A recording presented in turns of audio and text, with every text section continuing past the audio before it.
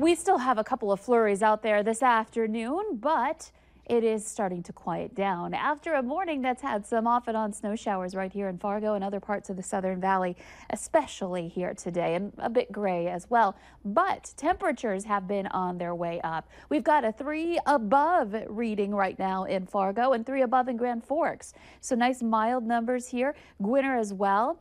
And Sisseton, our warm spot here at 4 degrees. Checking up to the north and east, this is where we've been quite cold here this morning. We had a big range of temperatures, and up in the northeast we were down into the 20s to near 30 below. So it's going to take a little while longer for you to recover, and you are recovering a bit, though it is still frigid there. 13 below in Badette, 11 below in Roseau right now. So some frigid air here up in northeastern parts of our viewing area. Of course, when you factor in some wind, we don't have much of it up there, so we're not really feeling much of a difference there.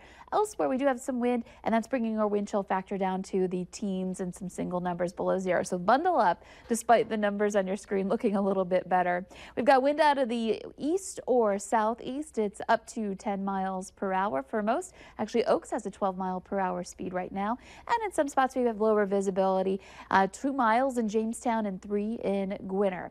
Checking out our radar and satellite map, you can see things are kind of dwindling even after the last few hours here. We're starting to see our snow start to end, but there are still some pockets here, some small ones, where we're still getting a little bit of light snow. And you can see out by Minot, we've got some snow showers there. That might drop into some of our western viewing area. I can't rule that out here today with that instability still in place. We're going to zoom out to show you what else is going on around the country. Parts of southern Minnesota experiencing that snow now as it continues to drop south.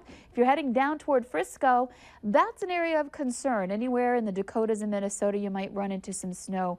But the farther south you go here, the quieter it will be heading toward the Frisco area. And of course, the big storm system out east, just an incredible system. Look how it's swirling here on our visible satellite map. And of course, the radar showing lots of snow still over New York City, Boston, and up through down East Maine. So just some real intense conditions for them. So checking out our hour-by-hour planner here in the valley, a lot quieter. We'll still have some flurries, but things are starting to wind down and look a little bit drier for us here as we progress through the afternoon hours. Getting into tonight, temperatures again beginning their slide back down into the single numbers, teens, even 20s below late tonight, and we'll continue to be in that frigid air for tomorrow morning. So one more day of intense cold, especially in northwest Minnesota and back over to Grand Forks, Fargo, about 12 below to start off your day tomorrow.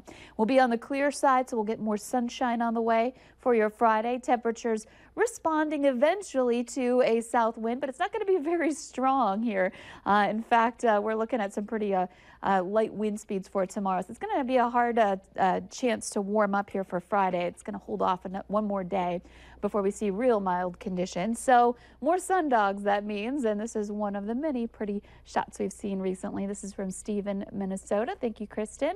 And Saturday and Sunday again, warming things up. A high of 15 on Saturday. That might happen closer to midnight as some snow showers roll in, and Sunday back into some 20s as well, and we stay there into Monday. So nice for the weekend, just in time after last weekend's brutal weather.